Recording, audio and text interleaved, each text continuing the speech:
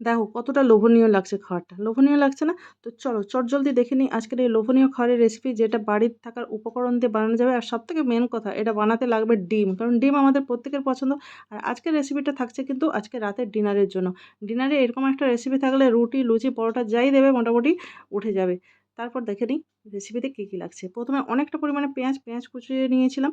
তো কড়াইয়ের মধ্যে তেল দিয়ে পেঁয়াজ কোচানো, 3-4টে রসুন থেতো করে নিয়েছি, একটা বড় সাইজের টমেটো আর অনেকটা পরিমাণে লঙ্কা কুচি। লঙ্কাটা তোমরা তোমাদের ঝাল বুঝে দেবে।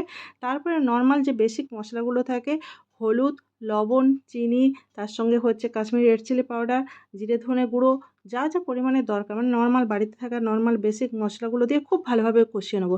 এবার যখন কষানো হয়ে যাবে, যখন এরকম একটা স্টেজে চলে আসবে, সেই সময় বাড়িতে থাকা 4টে ডিম নিয়ে নেবে। তো যার যটা ডিম দরকার তটাই নিয়ে নেবে। তারপর কি করছি না, একটু ফাঁকা ফাঁকা করে, ফাঁকা করার দরকারও পড়বে না, এর ওপরে জাস্ট একটা একটা ডিম ভেঙে দিয়ে দেবো। যেভাবে পোচ করি সেভাবে ডিমগুলো একে একে করে সাজিয়ে দিচ্ছি। দেখতেই পাচ্ছ, দেখো কি সুন্দর লাগছে দেখতে। এবার ওপর থেকে একটু হচ্ছে লবণ এখানে স্প্রিঙ্কেল করে দিচ্ছি। তারপর এখানে দিচ্ছি ধনেপাতা কুচি। ধনেপাতা উপরে দেওয়ার পরে তারপরে এখানে আমি অ্যাড করছি গোলমরিচের গুঁড়ো।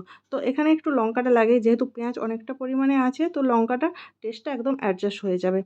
এবার ওপর থেকে একটা ঢাকা দিয়ে দেবো। ঢাকাটা হার্ডলি মানে 30 সেকেন্ডস থেকে 1 মিনিটের জন্যই দেবো, যাতে হচ্ছে ডিমের ওপর পোর্শনটা যাতে কুক হয়ে যায়। দেখো কুক হয়ে গেছে, আর দেখো চারিদিক থেকে তেলও ছেড়ে এসছে, মানে রান্নাটা একদম কমপ্লিট হয়ে গেছে। আর দেখতে কতটা ইয়ামি লাগছে দেখো, মানে ওপরের দিকে দেখো পুরো একদম ডিমের পোচ, আর নিচের দিকে মশলাটা আছে, মানে একদম পিৎজা স্টাইলে। মানে চিজ দরকার নেই, অথচ কিন্তু পিৎজা বানানো হয়ে যাচ্ছে।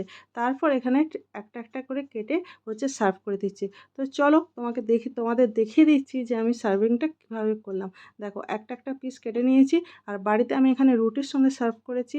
প্রথমে তো ওপরের দিকে ডিমের পোচ আর নিচে মশলাটা থাকছে, জাস্ট অসাধারণ লাগে খেতে। মানে বাড়িতে কিছু না থাকলে, ডিম পেঁয়াজ টমেটো থাকলেই কিন্তু এরকম একটা রেসিপি মানে টেস্টি একটা খাবার কিন্তু বানানো যায়, আর যেটা বড় থেকে ছোট সবার খুব পছন্দ হবে।